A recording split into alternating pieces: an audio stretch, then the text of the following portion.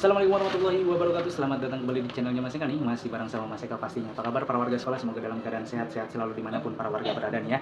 Oke, di video kali ini Mas Eka mau berbagi informasi seputaran tentang KJP Plus ya, terutama untuk DTKS nih, karena banyak banget teman-teman atau para warga yang masih bingung, masih salah persepsi, masih masih beranggapan bahwa daftar DTKS adalah daftar KJP, padahal bukan demikian ya. Karena banyak juga teman-teman yang atau para warga sekolah nih yang komen gitu, yang nanya, saya sudah daftar DTKS tapi nggak dapat KJP juga Mas Eka, itu bagaimana sih? Saya capek daftar tiap tahun DTKS-nya tapi sampai sekarang nggak dapat. Terus ada orang yang nggak pernah daftar DTKS tapi dapat gitu ya. Nah, ini harus perlu diketahui ya teman-teman ya. Tapi sebelum itu, untuk para warga yang mungkin baru bergabung atau baru menemukan channelnya Mas Eka ini, silahkan subscribe dulu channel ini untuk mendukung channelnya Mas Eka agar bisa berkembang lagi dan bisa memberikan informasi-informasi terupdate kepada para warga sekolah. Dan para warga sekolah juga bisa join di Telegramnya Mas Eka di sini ya, karena nanti di Telegram itu biasanya Mas Eka akan men-share undangan-undangan untuk KJP Plus dan KJMU serta BPMS-nya gitu ya. Nah, ini banyak yang salah persepsi nih. Salah persepsinya seperti ini. Mungkin ada teman-teman yang sudah mendaftar DTKS gitu ya, kemudian beranggapan bahwa itu adalah pendaftaran KJP, yang kemudian pada akhirnya bingung gitu kan, begitu pengumuman KJP tapi tidak muncul namanya gitu kan. Kok saya udah daftar DTKS tapi namanya nggak muncul-muncul ya? Kok saya sudah daftar DTKS tapi kok saya nggak pernah masuk ke dalam KJP ya? Kok saya sudah daftar DTKS, kok saya nggak pernah dapat undangan untuk pengambilan buku KJP dan ATM-nya ya? Nah, bagaimana mau dapat undangan, bagaimana mau dapat KJP-nya kalau pengertian dari DTKS ininya aja masih belum nyambung gitu kan, belum mengerti gitu ya. Nah, ini yang akan Mas Eka bahas nih ya, karena banyak juga teman-teman yang stres gitu, karena stresnya, aduh saya sudah daftar DTKS tapi nggak masuk-masuk. Perlu disimak lagi atau perlu dipelajari lagi agar tidak salah persepsi atau salah pemahamannya. Yang pertama nih ya, Mas Eka ingatkan lagi atau refresh lagi, padahal ini sudah pernah Mas Eka bahas di pembahasan sebelum-sebelumnya ya, tapi yaudah yuk kita refresh lagi agar teman-teman lebih mengetahui lagi dan lebih paham lagi. Tapi nih ya, silahkan di-share juga ke teman-teman yang lain ya, ke grup-grup WA-nya, ke grup-grup alumni atau ke grup-grup rumahnya ya, agar tidak berulang-ulang kali dan masyarakat itu agak sedikit paham, oh jadi daftar DTKS bukan berarti daftar KJP. Nah, kita bahas dulu ya pengertian dari DTKS. DTKS adalah data terpadu kesejahteraan sosial yang dikelola oleh dinas sosial tentunya ya. Itu datanya nanti ujungnya ada di Kementerian Sosial juga sama. Jadi Pemprov DKI itu mengelola data DTKS, kemudian tetap ujungnya akan ada di Kemensos gitu ya. Ini khusus untuk Pemprov DKI ini ya teman-teman ya. Jadi kalau misalkan teman-teman yang berada di wilayah Tangerang atau di luar DKI, Depok dan segala macamnya gitu ya, itu tidak berlaku ya. Ini untuk DTKS yang ada di DKI Jakarta. Silakan teman-teman bisa tanyakan ke Dinas Sosialnya masing-masing, atau bisa juga cek langsung di Kemensosnya gitu ya. Oke. Ya, jadi data DTKS ini digunakan sebagai sumber data untuk pemberian bantuan sosial ya yang ada di Pemprov DKI. Nah, bantuan sosial itu kan banyak ya, ada BLT ya kayak kemarin ya, kemudian ada bantuan subsidi, apalagi itu banyak. Nah, KJP adalah salah satu bentuk bantuan sosial di bidang pendidikan ya, serta KJMU ada juga kan, PKH, kartu lansia, itu salah satu bantuan dari Pemprov DKI Jakarta juga, yang datanya bersumber dari DTKS juga tuh, atau kartu anak Jakarta atau KAJ ya, kartu anak Jakarta itu juga sama. Nah, kita ruang lingkupnya di KJP. Untuk pengambilan datanya atau syarat pengambilan data dari DTKS ya, salah satunya digunakan untuk KJP tersebut gitu ya. Nah, bagaimana cara kita agar bisa masuk ke dalam DTKS tersebut? Tentunya ada pendaftaran. Nah, pendaftaran ini biasanya dimulai di bulan Februari, Maret, kemudian ada lagi April nanti ya. Hampir kalau belajar dari tahun 2022 kemarin itu ada 4 tahap kalau nggak salah ya. Iya, 4 tahap, tahap 1, tahap 2, tahap 3 dan tahap 4, terakhirnya itu tahap 4 sampai bulan Desember ya. Nah, di tahun ini belum ada informasi lagi, mudah-mudahan secepatnya ini antara bulan Februari atau bulan Maret nanti akan dibuka untuk DTKS tahap 1 tahun 2023-nya.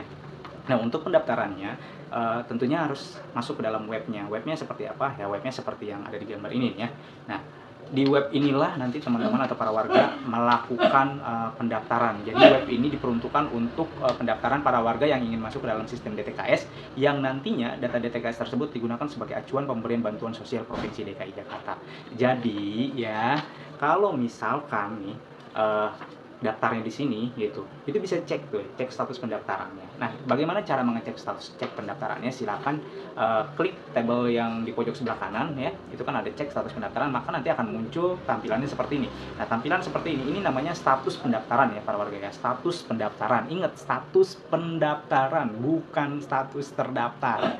Nah, nanti dari sini kita bisa melihat nih progres dari pendaftaran kita sudah sampai mana, karena pendaftaran DTKS itu banyak ya prosesnya, ada 13 tahap atau ada 13 prosedur atau 11 gitu, Mas Eka lupa gitu. Itu banyak. Nah, salah satunya ada Muskel, kemudian ada verifikasi Kemensos. Nah, itu yang dilihat teman-teman. Nah, untuk mengecek itu maka ceknya di tampilan yang seperti ini di webnya gitu, dicek status pendaftaran DTKS. Kemudian nih, siapa saja yang boleh mendaftar sih Mas Eka? Tentunya warga dengan kriteria yang sudah ditetapkan yang bisa lolos nih, yang bisa lolos dari pendaftaran DTKS. Jadi daftar mah bebas gitu kan, siapa aja boleh, punya mobil 4, punya mobil 5, rumahnya tingkat 7, yang kalau ke tingkat 3-nya naik lift, motornya motor PCX ataupun motor NMAX gitu ya, yang motor-motor premium, silakan mau daftar. Tapi pasti nanti ada kriteria tertentu yang di dalamnya, walaupun daftar pasti tidak akan layak gitu, karena di situ nanti akan ada barometernya gitu loh ya.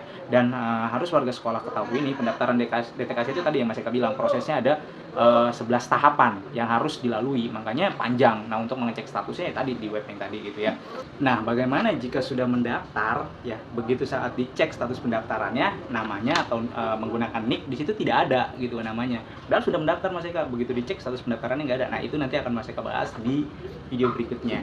Nah, sampai sini paham ya kenapa teman-teman yang sudah mendaftar DTKS atau mendaftar ya, baru mendaftar DTKS tidak masuk ke dalam KJP ya. Bagaimana mau masuk ke dalam KJP kalau proses pendaftaran DTKS aja belum selesai gitu ya. Jawabannya sekali lagi Mas Eka beritahu atau informasikan bahwa karena para warga sekolah baru pada tahap pendaftaran DTKS gitu ya, belum masuk ke dalam penetapan DTKS-nya atau belum masuk sebagai terdaftar DTKS, baru masuk pendaftaran, di mana pendaftaran ini yang namanya daftar bisa lolos bisa tidak gitu loh ya, karena ada sistemnya. Nah, siapa yang menentukan lolos atau tidaknya? Ya itu dinas sosial. Ketika datanya sudah dinyatakan lolos ya, sudah ditetapkan dalam DTKS, baru nanti datanya bisa digunakan untuk keperluan bantuan sosial. Dalam hal ini kalau misalkan bantuan sosial untuk bantuan sosial untuk pendidikan ya berarti KJP, KJMU. Nah, itu bisa digunakan untuk itu. Makanya teman-teman sampai di sini udah paham ya. Jadi kalau misalkan sudah terdaftar, baru daftar DTKS sih jangan harap dulu masuk KJP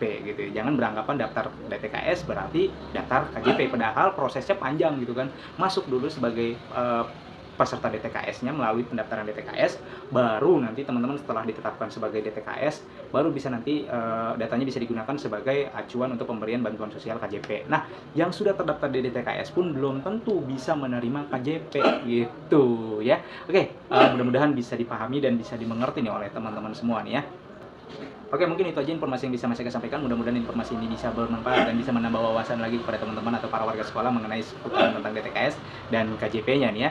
Dan seperti biasa, jika ada pertanyaan silakan langsung tanyakan saja di kolom komentar. Jangan lupa untuk di-like, di-share, dan di-subscribe channel Mas Eka untuk mendukung channel ini agar bisa berkembang lagi dan bisa memberikan informasi-informasi terupdate kepada para warga sekolah pastinya. Dan Mas Eka undur diri. Wassalamualaikum warahmatullahi wabarakatuh.